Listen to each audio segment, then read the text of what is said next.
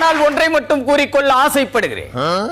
அத்தனை கட்சிகளும் கூட்டணி முடிவை அறிவித்து விட்டார்களே, மாத கடைசி என்று தட்டி கழித்து இடிதாங்கி என்ன செய்ய போகிறான் என்று ஊரே எதிர்பார்த்து கொண்டு இருக்கிறது.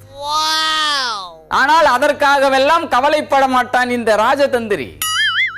கட்சியை உடைக்க தெரிந்த இடிதாங்கிக்கு அதனை பாலூட்டி சோறூட்டி இளநீர் ஊற்றி எப்படி வளர்க்க வேண்டும் என்று தெரியாதா? தெரியும். அதனால் தான் தோப்பு கூடவே இருந்தாலும் கோழி கூவும் முன்பு தோட்டத்தில் காத்து இருக்கிறார். தொண்டர் படையின் உணர்வுகள் எனக்கு நன்றாக தெரியும்.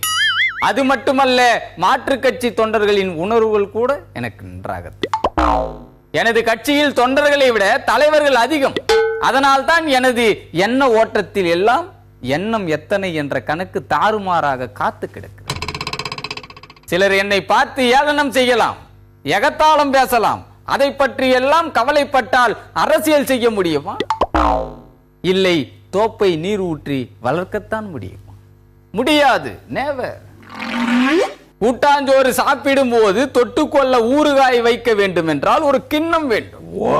இல்லை என்றால் பக்கத்து இலையில் உள்ளவன் போய்விடுவான். மனித வாழ்க்கைக்கு அன்னம் எப்படி முக்கியமோ, கூட்டாஞ்சோற்றுக்கு கிண்ணம் எப்படி முக்கியமோ, அது போல கூட்டணிக்கு சின்னம் அவசியம். அது தனியாக இருந்தாலும் சரி, கூட்டாக இருந்தாலும் சரி.